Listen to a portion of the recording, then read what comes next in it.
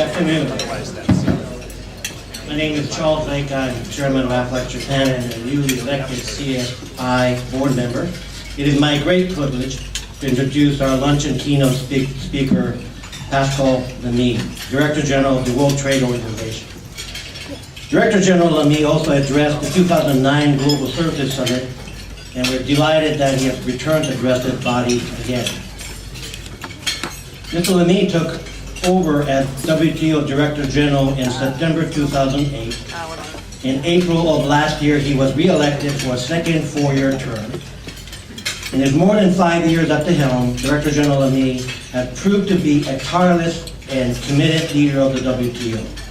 By all accounts, he possesses an unmatched command of the details of the Doha Development Agenda negotiations and is steadfastly committed in his efforts to bring this difficult round to a successful conclusion. Director General Lamy has also been outspoken about the vital role that trade and services plays in the 21st century global economy and the tremendous benefits that further services trade liberalization would deliver.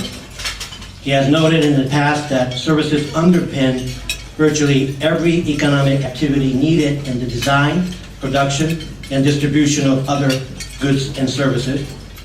And in another speech, Director General Lamy said that one consistent message from a broad range of studies is that gains from further opening of trade and services far exceed those from opening trade and goods. Statements such as these are very welcome at a time when further liberalization of trade and services is needed more than ever.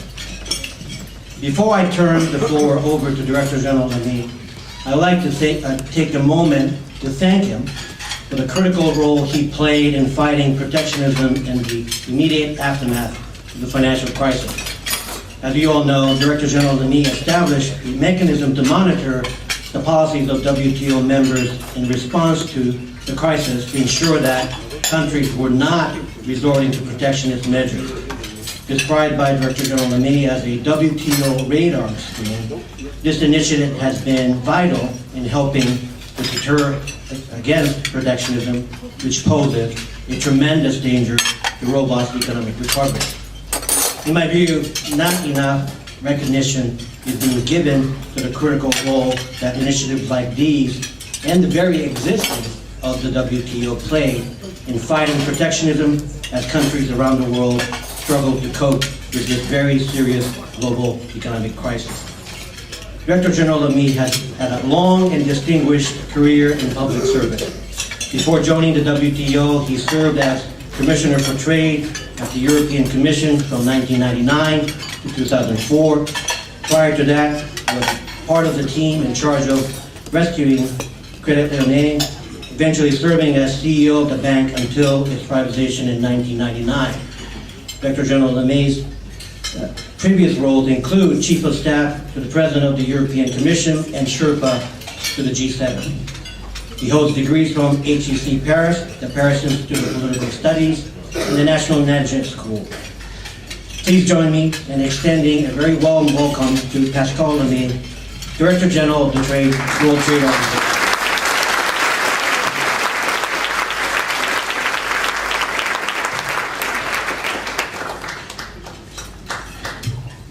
Well, let me start by thanking you wholeheartedly on this coalition of services industry and with also your partners for organizing this gathering. At the same event last year, I told you a story of crisis and casualty. Now, today, the casualty, which was trade, is back on its feet. The WTO estimates the volume of world merchandise trade to be up by 13.5% in 2010, up very strongly from the same period last year. Services trade, which has been remarkably resilient during the crisis, is also up and contributing to this positive trend. US exports of commercial services have been rising since November last year, and for June 2010 was more than 10% higher at the same time last year. Foreign direct investment, to which much of services trade is conducted, has also rebounded, and this is good news, as we all know, foreign direct investment has the dual role of creating opportunities in the new market, as well as bringing capital and know-how in, and these are ingredients that are vital for growth. So we maybe seeing the light at the end of a long and very dark tunnel, but for this light to be brighter, we need to sustain the emerging recovery, and for that, the economy needs to grow. Because only through growth, jobs will be created, trade expand the size of the economic pie by creating new opportunities, and not by exerting greater strain on already heavily burdened national budgets. True, we all had the experience of that. Opening trade can cause resources and employment to shift to the most productive industries. We know that, and as a consequence, adequate domestic policies need to be put in place so that no people displaced by trade opening should be left behind. Coming back to the US, the service sector accounts for more than 75% of the economy. According to the US Bureau of Labor Statistics, in 2009, 90 million people were employed in the services and sector industry, compared to 19 million in the goods sector.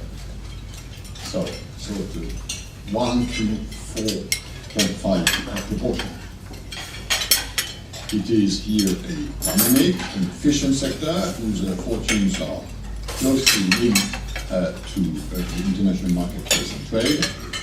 And opening new trade opportunities and services makes sense for growth, and it makes sense for job creation, including here in the US. So in terms of the recovery, trade and services will continue to play a key role. When you look at the latest PC, laptop, mobile phone, you are looking at growth of services. Services underpin every part of the production process, from research, development, design, engineering, financing, transportation, distribution, marketing. Without services, there will be very little value added and innovation. And I would not be too surprised if pretty soon someone will invent an iPhone for concluding the Doha round. Ideas welcome. Now, true trade in services, in a way, is not trade in the conventional sense, a product being transacted across a border. It represents the whole range of international economic transactions, including those involving the movement of companies and people, both as suppliers and as consumers of services. And in this larger picture, the WTO Services Agreement, that plays a catalytic role in bringing economies closer together and in helping unleashing their productive potential. Even though governments can initiate reforms of services unilaterally, and we know there's a lot of that, the GATS is the only multilateral instrument that we have for binding these reforms and for resolving disputes. Utilizing this framework, governments can do three things.